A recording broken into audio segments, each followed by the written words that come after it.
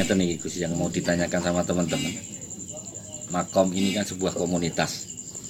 Makom ini berdiri dari beberapa ide, dari kumpulan beberapa orang yang senang dengan tirakat, ritual yang intinya satu titik untuk mendekatkan diri kepada yang ilahi.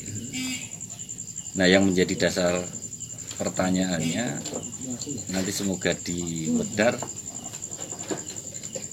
kok bisa dinamakan makom. Monggo dumateng Gus Safik untuk menjelaskan masalah makom ini ke depannya. Semoga jadi anggota-anggota makom yang baik bisa hadir di tempat ini, yang masih di rumah diberikan lebih keyakinan yang lebih baik lagi. Monggo Gus Safik. Assalamualaikum warahmatullahi wabarakatuh. Assalamualaikum warahmatullahi wabarakatuh. Jadi ditanyakan tadi mengenai landasan alasan komunitas makom atau jamaah makom ini. Sebenarnya dari awal itu teman-teman yang memang suka dengan tirakat ya, tafakur alam, sering ke alam-alam yang dulu pernah disinggahi oleh waliullah. Jadi intinya ingin mencapai tingkat seperti beliau waliullah yang ada di tempat-tempat di mana kalau wong Jawa petilasan. Amin. Makom sendiri artinya adalah tempat ataupun kedudukan. Makanya ada namanya makom mahmudah. Artinya tempat yang mulia di sisi Allah Subhanahu wa taala. Makanya teman-teman dari jamaah makom atau macan kumbang ini bertujuan untuk mendapatkan satu kedudukan yang mulia di sisi Allah Subhanahu wa taala. Di sini makanya diawali dari teman-teman kayak Mas Ari Anggoro, Mas Bambang dan teman-teman semuanya. Makom itu singkatannya macan kumbang. Jadi pakai macan kumbang karena selain sudah jarang ada macan kumbang yang hitam itu, juga singkatannya atau kebanyakan makom itu tempat yang mulia, di mana semua jamaah ini menginginkan satu tempat yang mulia di sisi Allah. Amin. Dengan cara ya kita meningkatkan ibadah kepada Allah dan kemudian diikuti ritual teman-teman yang ada di jamaah ini, baik di sebuah petilasan di masjid-masjid lama. Tidak lain tujuannya adalah untuk meningkatkan takwa kita kepada Allah Subhanahu wa taala. Karena yang namanya takwa inilah yang akan membedakan manusia. Bukan ilmu, bukan orang yang pintar. Jadi inna akramakum indallahi atqakum, itu sesungguhnya yang paling mulia di sisi Allah adalah yang takwa, bukan yang berilmu. Begitu Mas Bambang yang bisa saya sampaikan mengenai dasar awal dididikan makom atau macan kumbang ini. Matur suwun gitu.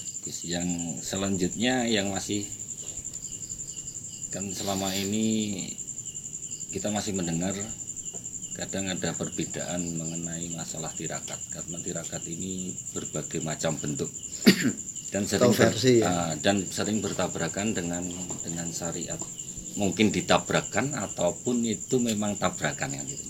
Dengan syariat Islam yang mungkin bagi saudara-saudara yang memeluk agama Islam mungkin bertabrakan dengan keyakinan yang lain. Ya. Padahal yang namanya tirakat itu kan macam-macam. Ada yang dia untuk menempuh ke jalur ilahiyah dia memakai kungkung. Ada yang jalur ilahiyahnya dia mendekatkan diri pakai puasa, pakai wirid. Nah, menurut pandangan panjenengan gimana ya? Untuk menyelaraskan paling hendak kan gitu. Waktu Kanjeng Rasul dulu mau mendapatkan wahyu yang pertama, beliau berkholwat kepada Allah. Dia di gua Hiro yang jauhnya itu luar biasa. Beliau berhari-hari di sana, nek jawane meditasi ataupun apa jenenge? Mertopo. Kemudian sambil mengingat Allah itu akhirnya kemudian ketemu dengan malaikat Jibril. Ini kemudian diikuti oleh orang-orang Jawa kita. Mertopo. Biar mendapatkan nek mbiyen wangsit atau kita namanya ilham. Yang penting tujuan niat kita itu tidak syirik, tidak musyrik, tidak apa-apa.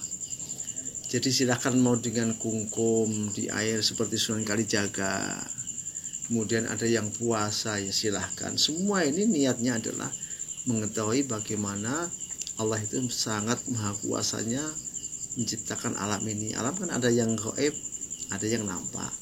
Ya ketika kita sudah meningkat diri kepada pengetahuan yang gaib ini, ya tidak bisa diketahui dengan mata telanjang ini, tidak dengan telinga ini, namun dengan rasa urip, ataupun namanya nek Jawane guru sejati.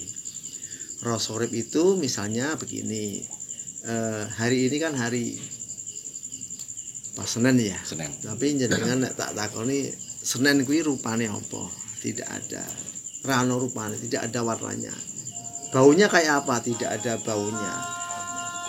Suaranya tidak ada suaranya. Rasanya tidak ada rasanya. Namun yakin kalau ini hari Senin.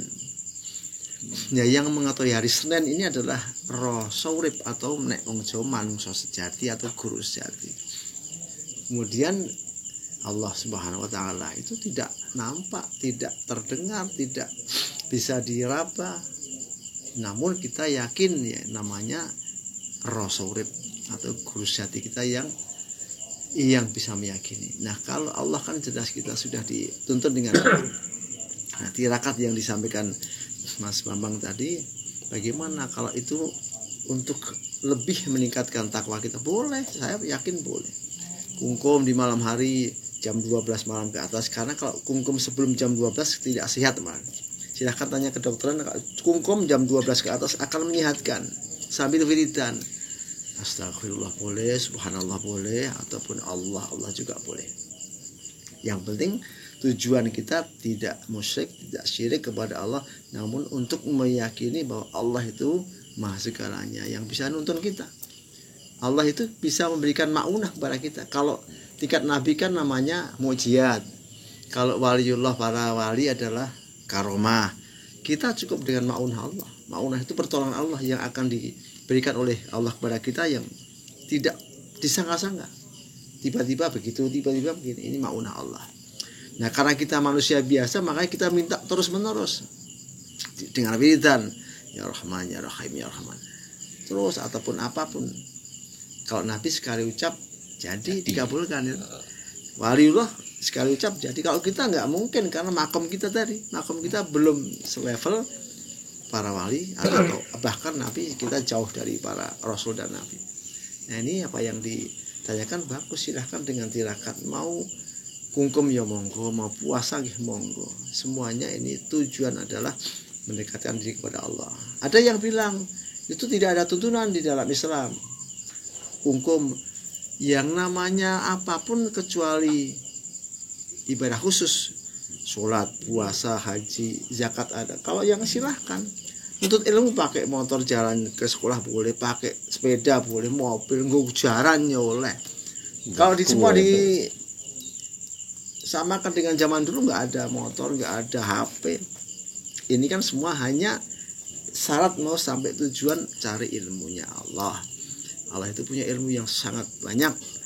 Bahkan ketika disampaikan seandainya batang pohon ranting untuk pena, kemudian lautnya jadi tintanya, nggak cukup untuk menulis ilmu Allah dan nikmat Allah itu. Kita sama-sama di jamaah Macan Kumbang ini untuk ke sana. Ya, nanti Mas Ari Anggoro, Mas Bambang yang membimbing, karena harus diselaraskan dengan akidah kita. Jangan sampai meleset. Akidah ini paling penting. Jangan sampai meleset atau syirik. Jangankan ilmu gaib, ilmu yang pasti aja bisa musyrik kok. Kalau nggak minum obat ini saya nggak bisa sembuh sakit kepala. Kalau nggak minum obat ini saya perutnya tidak sembuh. Ini sudah syirik. Saya kaya raya karena ahli kimia, syirik juga. Apalagi ilmu yang nggak nampak, yang hanya bisa dirasakan oleh rasa urip atau guru sejati kita.